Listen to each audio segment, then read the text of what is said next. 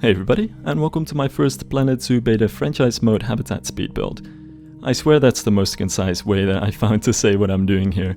I know in the past couple of days I haven't uploaded as many videos as some YouTubers have been doing of this particular game. One of those YouTubers even asked me why I'm not doing so and if I'm really feeling the game at all. And I have to be honest, all I need to do is look at my Steam page and I can already see that Planet Zoo has destroyed my social life and my university obligations completely. But honestly, all this time I've been playing the game mostly alone and haven't recorded anything. Just because, well, me being me, I think my YouTube channel is nothing if not based on my personal passions and interests and expertise on certain things. Hence why it started out very much about roller coasters and cities, because these are my two major hobbies and the thing that I study basically. But in the case of this, zoos, I wasn't sure if I was really well equipped to make the usual kind of videos about it. And also, I have to say, I wasn't even sure if I was going to make videos of Planet Zoo at all before the beta, because to be honest, I really only want to make videos of something if I really enjoy it and if it's actually a passion of mine. I think Frontier tried to get me to make Jurassic World Evolution videos, but that's just not happening. So honestly, I wasn't really sure if I was gonna go there anyway, but after playing the franchise mode on my own for a while, I realized that I was completely hooked and I couldn't stop playing it, so I figured might as well make some videos eventually when I get around to it and when I can feel like I've got enough practice, I've done enough research, and I've got enough overall expertise in the game to try and make some slightly informative videos about it. And hopefully we're at this point. Because I finally had an idea for an enclosure that I think could work for a first video, which is a tiger trail, very much inspired by the San Diego Zoo plans, which I found online, which look really cool. I've never actually been to the San Diego Zoo, but it looks absolutely amazing and I'd love to go there one day. But yeah, I was very much inspired by that, although this is slightly different, because instead of Sumatran tigers, I'll be going for Bengal tigers here, and instead of the tropical foliage biome that San Diego has, I'm gonna go for the traditional Himalayan landscape of Bhutan, which is a bit of an odd choice, considering that most of the Bengal tigers do live in India, and there are approximately only about 103 tigers estimated to be in Bhutan at the moment. But it's a kind of architecture and landscape that I'm really fascinated by, and actually the country in general I think is really fascinating. So it's something that I wanted to give a try. It's also something that I never saw anybody do before, although right after I had the idea and I posted it on Discord somewhere, somebody else posted a really beautiful Bhutanese enclosure on a different Discord, which was definitely having the same idea at the same time, I suppose. But yeah, it's something that you don't see too much, because Bhutan is really just a small country on the border between China and India in the Himalayan region, and it has less than 1 million inhabitants, but it's a very traditional country that really holds on to its traditions of especially architecture and aesthetics, which I think is really inspiring. And there are some Himalayan tigers in the temperate forests of these mountain regions, so I thought it would be a really interesting way to build an enclosure like that. Now, as for the overall design that I'm going for here, which as you can see is a bit complicated and not very straight to the point here, I wanted to combine as much as possible the nature and culture of the region that these tigers are from. So I'm trying to combine the rockwork and foliage of the area with the architecture in some ways, which you'll see in a minute. But for the interaction that the animals will have with the guests, I really wanted to give the guests as many different types of unobstructed views of the tigers as possible. So hence why you can see the paths kind of snaking around and everything. I know it might not make too much sense at the moment, but you've got a view from a bridge, you've got a view from a low perspective. There will be a central building in the middle here where there will be educational items and things like that, where you can have a whole different view of the enclosures. And finally, on the very lowest floor there, just underneath the water level, you'll have a slightly underwater view of the tigers. So in case they go swimming, you can actually have a completely different perspective there. So that's really a large part of the idea for the overall design of this exhibit. And then of course it was inspired by the idea of a tiger trail.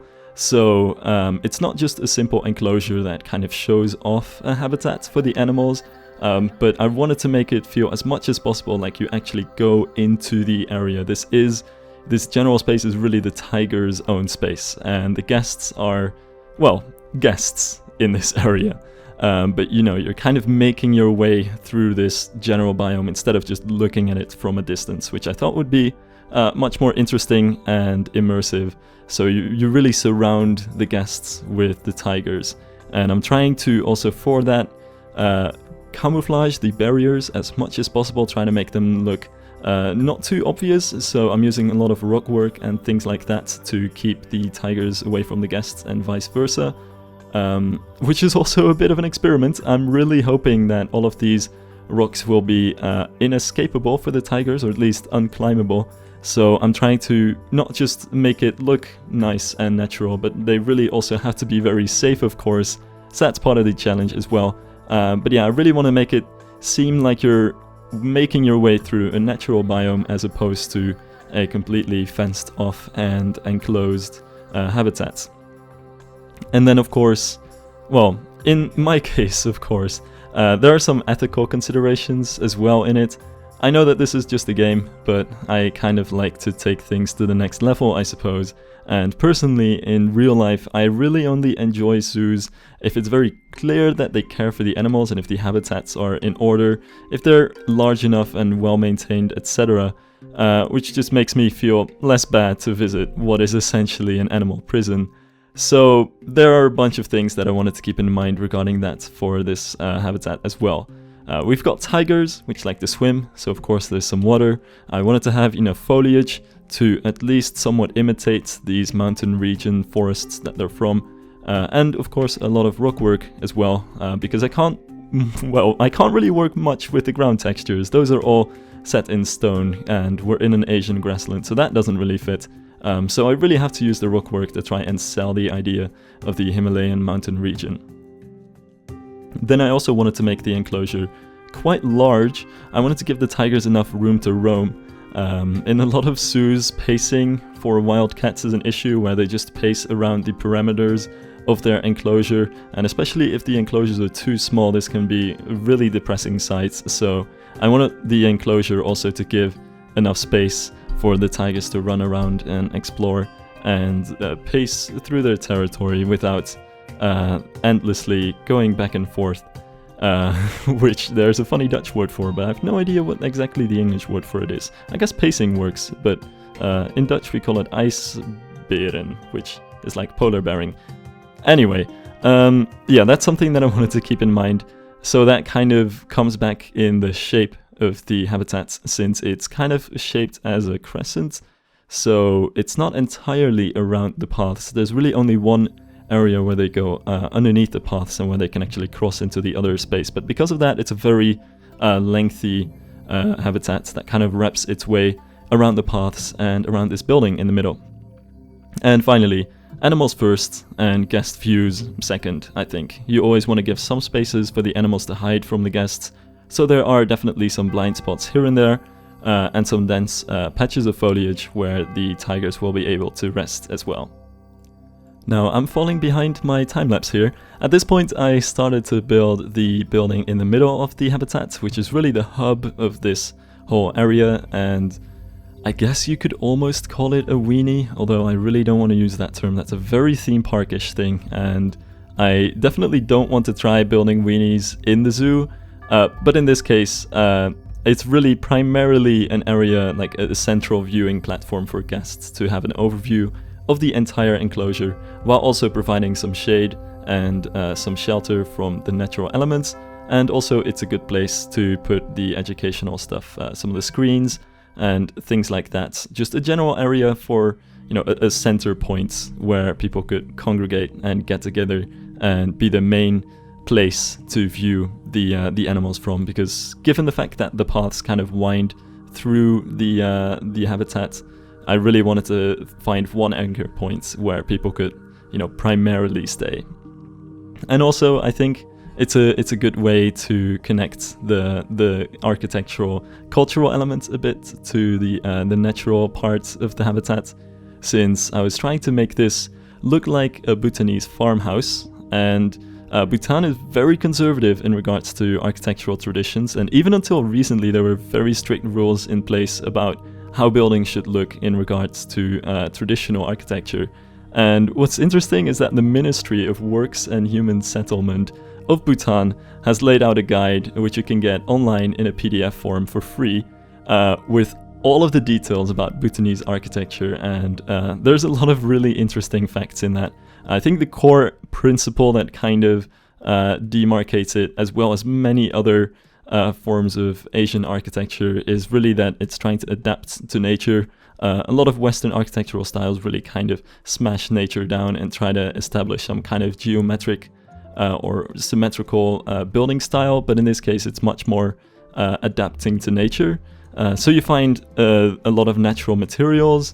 It's famous for not using any plans, so famously some Bhutanese quote-unquote architects would have used no drawings and no measurements to create their buildings, although I have to be very honest, I'm not entirely clear about sourcing this, because even the ministry's own page has said that this is more of a general myth than it is really a totally confirmed thing. And obviously, judging by the buildings that are in Bhutan nowadays, a lot of them have been planned, and there are plans available for all of the most famous Bhutanese buildings in that PDF as well. I should actually link that down in the description, just for those who are interested in it.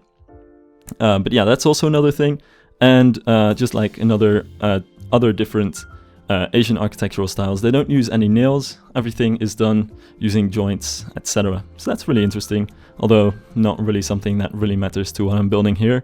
What I'm building here is really a traditional farmhouse, which I'm not sure how to pronounce. I'm not going to try and say the word, but yeah, it's generally an elevated house with a small footprint and a very wide roof to protect against all kinds of weather elements. What's also really interesting is that the attic is usually kept open because it's used to store food, which needs to stay dry and airy. So you find that even though the entire buildings are enclosed, you often have an open space with all of the timber work pretty much exposed underneath these large overhanging wide flat roofs. And well, I have to say I'm also following more the overall shape and ideas of Bhutanese architecture rather than the full detailing, because obviously we don't have a Bhutanese set. So I'm mostly just using a combination of different limestone pieces and wood to create the timber work look of Bhutanese buildings, and then a bunch of Indian pieces to create the detailing and windows and things like that. So the detailing isn't exactly the same, but I'm following the overall idea. So you can see here with this building these very wide overhanging roofs with the exposed timber work. Another thing that comes back in Bhutanese architecture is as you go up inside these traditional houses, the windows get bigger, so you'll find the biggest windows and decorations on the top floor of these buildings actually, and on the bottom floors there are often really just white walls with some small windows, but it's much more simple. So in this case I tried following the same general idea here, even though I do have those large openings on the bottom floor, because that is where the paths are, and that is where I wanted to have an observation view of the habitat. So of course it's not exactly the same, but I think it's, you know, taking inspiration enough to a point where you get a very similar looking environment. And the extra decoration on top, which I was experimenting with for a while there, is also not entirely accurate. You would more often find that kind of thing on Bhutanese temples or castle kind of architecture, but I thought it looked good, honestly, so that's really just why I added that. One really cool Bhutanese building that I think a lot of people will recognize, or if you haven't seen it before, you definitely should check it out. It's called the Tiger's Nest. Well, I don't think officially so, but it's a monastery on the cliffside of a mountain, and it's absolutely beautiful. It's really cool. There are probably some pictures of it on Reddit that go viral every month or so. But yeah, it's really cool to see just how it's integrated into the natural environment and how you see all of these ideas coming back in this building. It's just generally a building that I'd recommend looking up and just fawning over how cool it looks. Now at this point the observation building is finished, so I went ahead and put in the rest of the actual habitats and started working on the rock work and foliage and things like that. You might notice that I didn't record everything. I did cut some parts out of this time-lapse. There was a lot of just moving around and tinkering about with certain things. I added the rock wall at the back of the habitat here, which looks much nicer, I think, than just a wooden fence. I did add a wooden fence here and there because realistically I don't think a zoo would be able to afford a rock wall around an entire habitat as large as this one. But wherever I could, and especially where it was very much in view, I wanted to make the barrier a rockwork facade as well, to try and make everything look a bit more realistic and immersive. And I'm just detailing the paths here a little bit, although I have to say I'm really not focusing on the paths that much. I'll be keeping those mostly as they are. I think if I had more time, or if this habitat was smaller, I would have really just detailed everything and did everything myself, but it can be really time consuming to do that, and we only have so much time in the beta.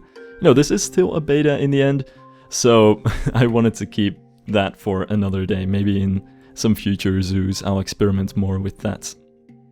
For now I really wanted to keep the focus for the rest of the video on trying to build the habitat itself and trying to make it look as natural as possible, while also keeping the tigers inside the habitat and keeping all of the humans outside the habitat, preferably as well. Although I'm very glad we don't have to worry about little kids jumping into habitats, as far as I'm aware. I do want to make it look safe enough, just for realism purposes, so there's that as well. Oh, and at this point, I suppose I did start to detail the building a little bit more, because it was looking a little bit empty and undecorated, and I found some inspiration just from hanging a bunch of different fabrics outside. Give it some color, some more detail. It's a bit over the top and a bit kitschy, I think, but at the same time I think it just makes it look much more inviting and charming, so I just went ahead and added that stuff in there. Bhutan isn't quite India, of course, but it's close, so I think some of the Indian scenery pieces can definitely help, at least giving the idea of Bhutanese detailing.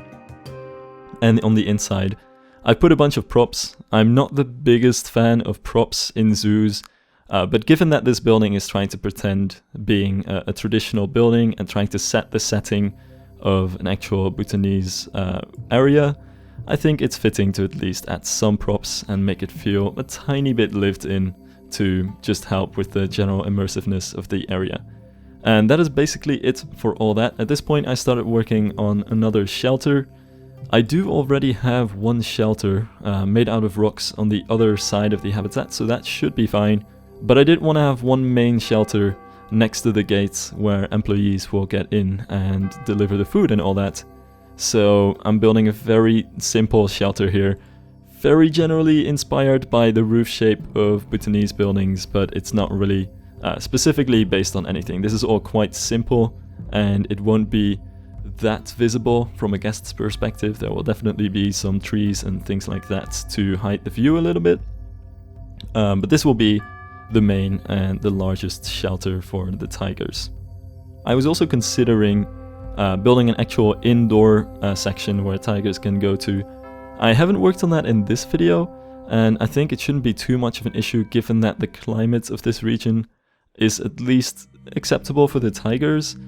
But if I ever decide to add some sort of indoor section where guests can look at the tigers indoors, I can always attach it to this building or on the other side of the habitat. I don't know. It's a possibility, but in this case I didn't go quite all the way there. And honestly, I was happy with how the habitat is so far anyway, so yeah, there's that. Also, I added a waterfall here, which you didn't see me do on video because I cut that section out as well, but I needed to add that. I noticed that pretty much every YouTuber was adding a waterfall in an enclosure, so I was like, who am I if I don't add a waterfall to this enclosure? So decided to get that element out there. You know, you need to do it at some point anyway, so might as well do it. But no, honestly, I thought it looked really good in this position, and I thought it would also look nice from a guest perspective if you're looking from the house, of course. I'm trying to still keep in mind the different sight lines that guests will see when they're looking into the habitats, so that was definitely part of that decision as well. And finally, I'm adding some important buildings at the back here, but yeah, that is basically it for this build. So I'm gonna leave you guys with some clips of the habitat, and you can see the tigers enjoying it here. I only have 2 tigers, so not too much to film, but as far as I've been able to tell, I've tested them for quite a while. They are not able to escape, thankfully, and scare off any guests, so that is nice. They've been enjoying the habitat and really running around quite a lot, and they seem to be fine. In fact, even the terrain coverage and the foliage was perfectly fine. I didn't even have to fine-tune that, which was a total luck, because I really wasn't sure if this terrain was going to be suitable. But yeah, I'm very glad that it is. I didn't really have to tinker with anything anymore after putting the tigers in. I just added some habitat things, enrichment items, and things like that, of course. So yeah, I'm very happy with this habitat. I hope you guys liked watching me build it. And if I have enough time between my university obligations, which I will actually attend to some degree, I would like to build some other habitats. But regardless, I'll try and do some other stuff in the Planet Zoo beta as well, so keep your eyes out for some future videos. Anyway, that's been it. Thank you guys for watching, and I hope to see you next time.